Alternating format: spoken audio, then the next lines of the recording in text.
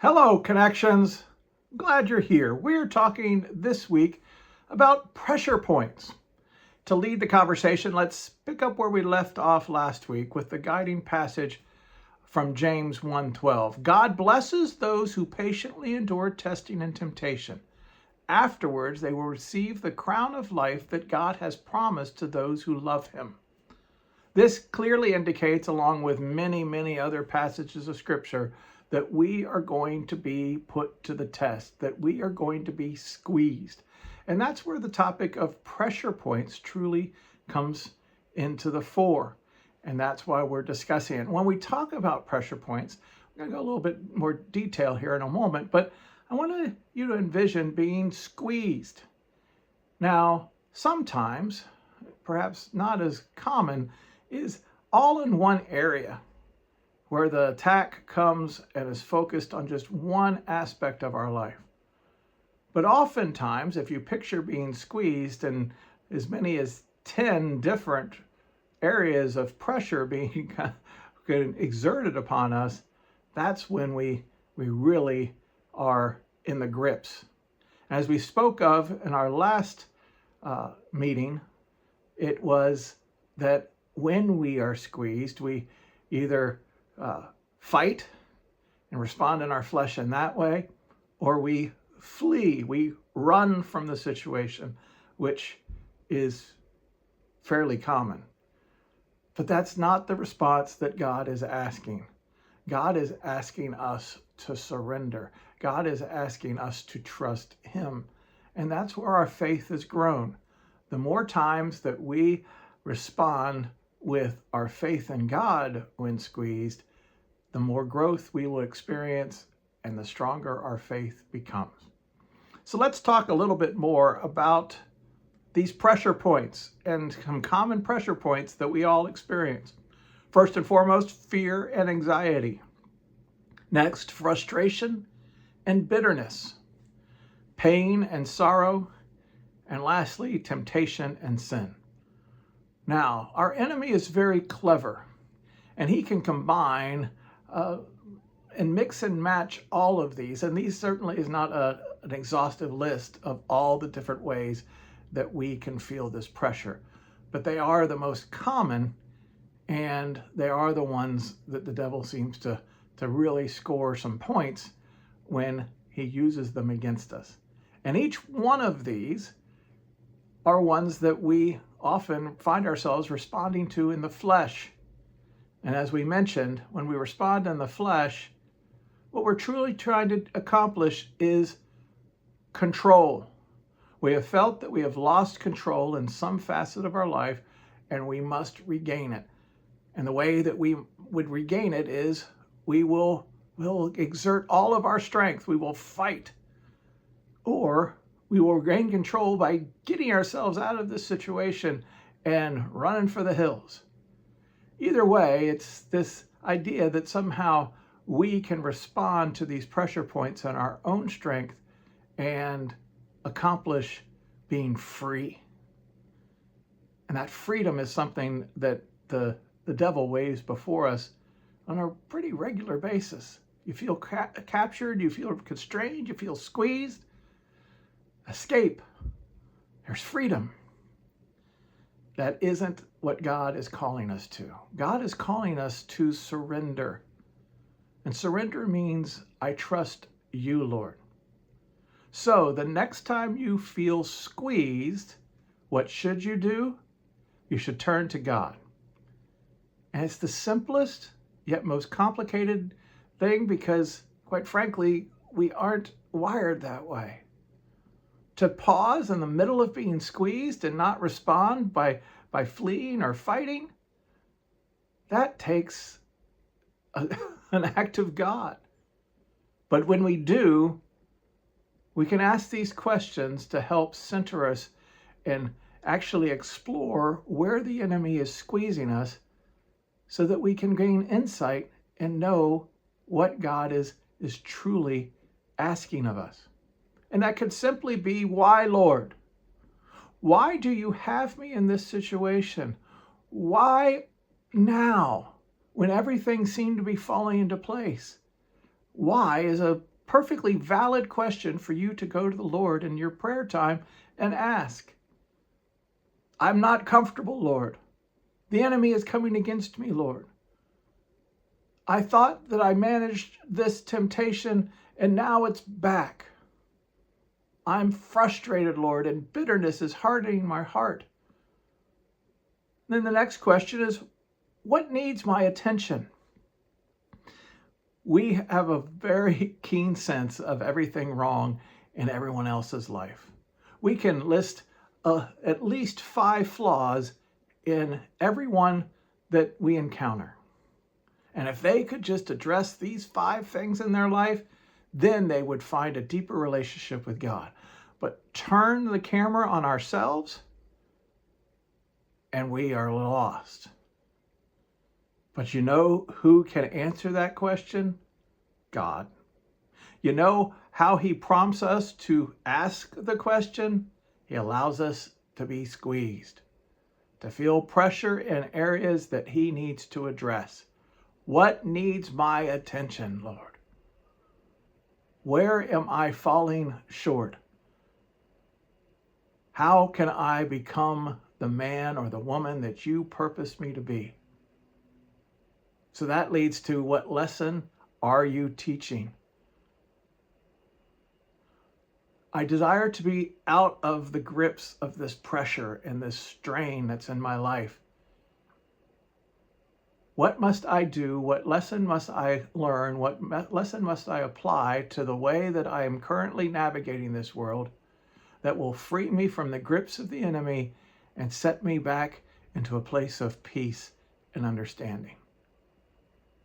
If we, instead of turning to our flesh, seeking control, trying to grab hold of something, trying to fight our way out, trying to run till we can outrun all of our troubles, if we had simply turned to the Lord and asked questions, we would find our answers and we would find a deeper relationship with God. So let's start with 1 Peter 4:12. Dear friends, don't be surprised at the fiery trials you are going through, as if something strange were happening to you. Instead, be very glad, for these trials make you partners with Christ in his suffering, so that you will have the wonderful joy of seeing his glory when it is revealed to all the world. What did Jesus demonstrate for us? That life is hard. When walking a life that glorifies the Father, you are going to make a lot of enemies. And you are going to be squeezed in hopes that you will submit to the world. And to submitting to the world means lay down and just be quiet. But that's not the call that God has put on your life. So when you are squeezed, you're like, I'm going through the same things that my Jesus went through, my Savior. I must be ticking off the enemy because he has found a reason to squeeze and to try to derail me from this journey that God has set me upon. Now you are truly part of the family. Now you truly are set to accomplish the things that God desires to accomplish. Now it does take the pause. It does require you to have a different perspective on trials and temptations than come to you naturally. And that's why Peter is recommending we turn to the spiritual. And we remove ourselves from the 4. Whenever we turn to our selfish nature and we're drawn to fear and anxiety and worry about ourselves, then the attention that God is intending for us to give to our neighbors is completely wiped away. Peter resets that thinking here in 4:17. For the time has come for judgment, and it must begin with God's household. And if judgment begins with us, what terrible fate awaits those who have never obeyed God's good news? If we're being squeezed, if We are being tested, and we are going to be judged on how we put our lives together. How much more so our neighbors. And don't forget, you were placed in this time for this season to seek and save your neighbors. One of the devil's favorite tactics is to get us so wrapped up in our own worries and our own concerns and the pressure that's exerted upon us, get so trapped in that we fail to accomplish our mission that God has set on our hearts. Peter is reminding us that we have a greater mission, that we need to trust God more and trust God with our concerns and the times we're being squeezed, so that we can get about the work of the church.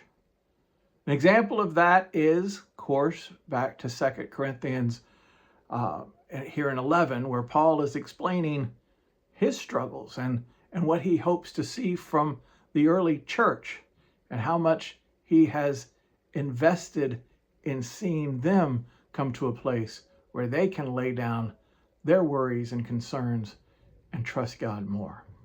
For I am jealous for you with the jealousy of God himself. I promised you as a pure bride to one husband, Christ. But I fear that somehow your pure and undivided devotion to Christ will be corrupted, just as Eve was deceived by the cunning ways of the serpent.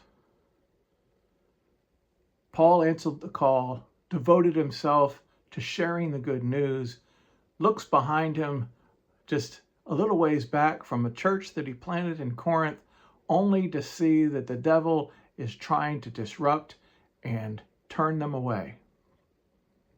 He's praying that they will respond to this being squeezed, just as I'm praying you will respond. But his concern is that by being squeezed, the people that he was called to reach will turn away. Just as I'm concerned that as you are squeezed, you will give into your flesh, run for the hills, or try to fight it out in your own power. Examine yourselves to see if your faith is genuine. Test yourselves. Surely you know that Jesus Christ is among you. If not, you have failed the test of genuine faith. We have to be willing to submit to God. We have to be willing to stand in the mirror. We have to be willing to allow others to be the lens that God uses to shine a better understanding on who we truly are versus who we dress ourselves up to be. If we truly are men and women of integrity, if we truly are following Christ, then the reports back, even from our enemies, will be, that's a godly man. That's a godly woman. That's a man that is trustworthy. That is a woman who I can follow. Those are the reports we should receive when we are truly accomplishing what God has asked us to accomplish. And in this case, allow him to test our hearts. Allow us to be squeezed so that we can turn our attention to, why, Lord? What is it that you desire for me to learn?